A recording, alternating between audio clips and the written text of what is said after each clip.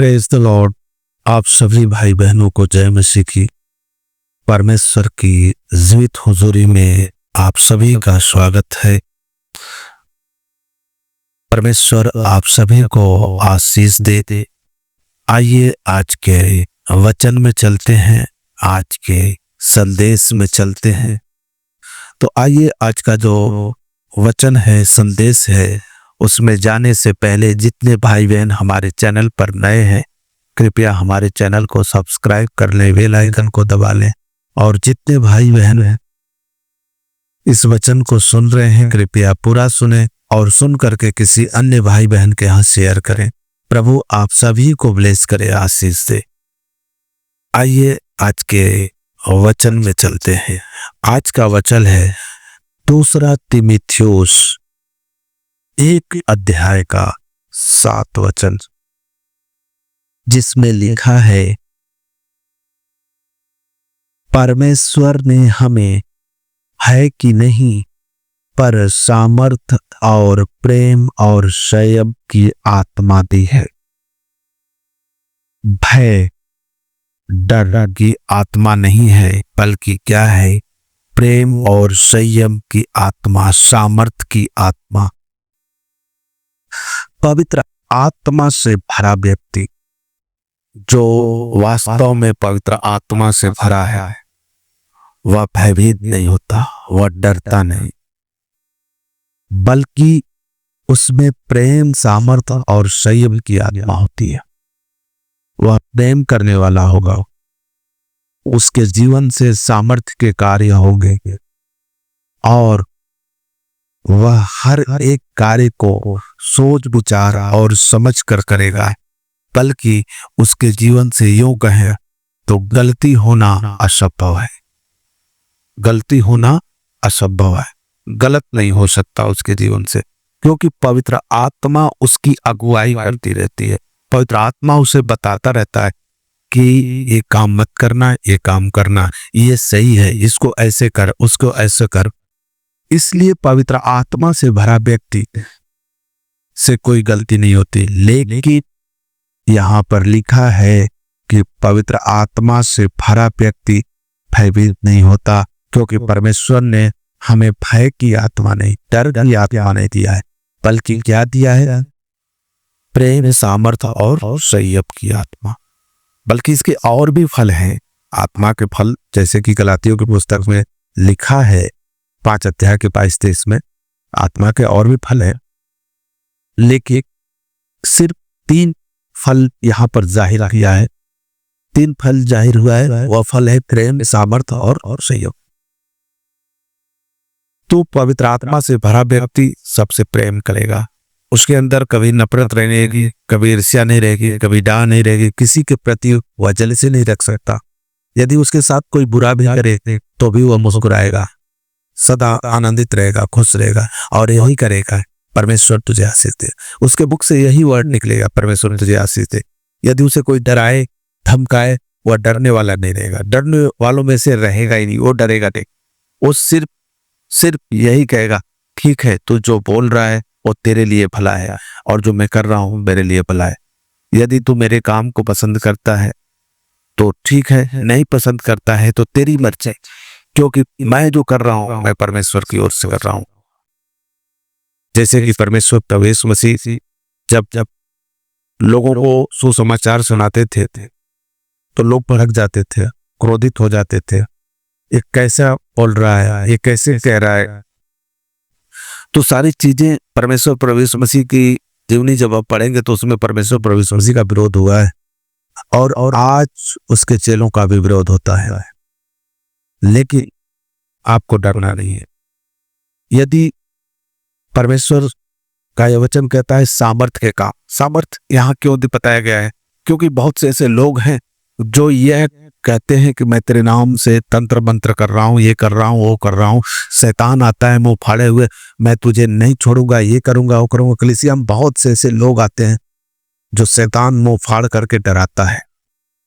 लेकिन पास्टर क्या है? डरता नहीं है, मुस्कुराता है, हंसता है। वो जानता है, क्योंकि परमेश्वर का वचन वहां सिद्ध होता है। परमेश्वर का वचन वहां कहता है शैतान झूठा है, वह झूठ का पिता है, वह कभी सच नहीं बोलता। यदि आपके जीवन में किसी भी प्रकार की कोई भी बातें अगर शैतान की ओर से आ रही है तो एकदम नहीं डरें, एकदम नहीं घबराएं, क्योंकि वो झूठा है, वह झूठ का पिता, वो कुछ नहीं कर सकता, उसके अंदर कोई सामर्थ्य नहीं है। सामर्थ्य के काम आपके जीवन से हो रहे हैं, रोगी चंगे हो रहे हैं, दुष्ट आत्मा निकल रही है, अंधे देख रहे हैं, लगड़े चल रहे हैं, गूंगे बोल रहे हैं। इस बात का अगर किसी को पास विश्वास होता है, वो प्रभु को अपना जीवन देता है। और विरोध करने वाले विरोध करते रहते हैं, और एक दिन जब सत्य को जानते हैं तो बहुत देर हो चुकी रहती है। उस समय सिर्फ परमेश्वर का वचन कहता है ना कि सिर्फ पश्चाताप, दांत पीसना, चीखना, चिल्लाना के अलावा कुछ भी नहीं। जब समय बीत जाता है, समय के अनुसार जो है परमेश्वर को अपने जीवन में ग्रहण कर लेते हैं, परमेश्वर को अपना जीवन दे देते हैं। प्रभु तू ही मेरा उद्धार करता है, ये मेरे जीवन की रखवाली तू कर, अब तू जैसे कहेगा वैसे मैं करूँगा, तो परमेश्वर उन्हें बचा लेता है। लेकिन जो अपनी बुद्धि से, अपने बल से और अपने कामों के अनुसार परमेश्वर को परखते हैं, परमेश्वर उनके जीवन में कभी नहीं आता।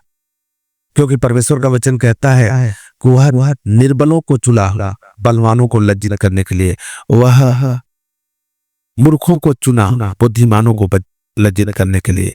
तो परमेश्वर ऐसे लोगों के पास नहीं जाता जो ऑलरेडी बहुत ज्यादा बुद्धिमान है। जो बुद्धि से परमेश्वर के राज्य में जो बुद्धि से आएगा, परमेश्वर उसे कभी नहीं ग्रहण कर सकता, और न ही उसको परमेश्वर अपने जीवन में आने देगा, क्योंकि वो बुद्धि बल अपने सामर्थ्य पर घमंड करते हैं। उन्हें लगता है कि सब कुछ वही है। बहुत से लोग ऐसे हैं जो कहते हैं ईश्वर है ही नहीं। तो ऐसे लोगों के लिए परमेश्वर यही कहेगा कि उनके लिए एक दिन ऐसा वक्त आएगा, ऐसा समय आएगा कि सिर्फ दांत पीसना, चीखना, चिल्लाना, पश्चाताप के अलावा कुछ भी हासिल होने वाला नहीं है। तो परमेश्वर का वचन कहता है कि पवित्र आत्मा से भरा व्यक्ति कभी भी डरता नहीं, कभी भी भयभीत नहीं होता। तो परमेश्वर का यह वचन आपके सभी लोगों के जीवन में कार्य करे, जितने लोग इस वचन को सुने हैं, और इस मन में विश्वास रखें। जहां कहीं भी डर और भय लगे, सीधे कहें परमेश्वर तो मुझे डर भय की आत्मा नहीं बल्कि प्रेम, सामर्थ्य और संयम की आत्मा दिया है, और मैं तेरे नाम से इस मुसीबत का, इस समस्या का सामना करता हूं, और मैं जानता हूं कि समस्या है, मुसीबत शैतान ने जो मेरे ओर भेजा है वह झूठा है, मुझे डराने का प्रयास कर रहा है। मैं तेरे नाम से नहीं डरने वाला हूं। शैतान तू मेरे जीवन को छोड़ और दूर हो जा, और एक दिन आप जीतेंगे, शैतान हारेगा, और आपके जीवन से सामर्थ्य के काम होंगे। लेकिन आपके जीवन में दो चीज बना रहे, प्रेम और संयम, तभी आपके जीवन में सामर्थ्य के काम होंगे।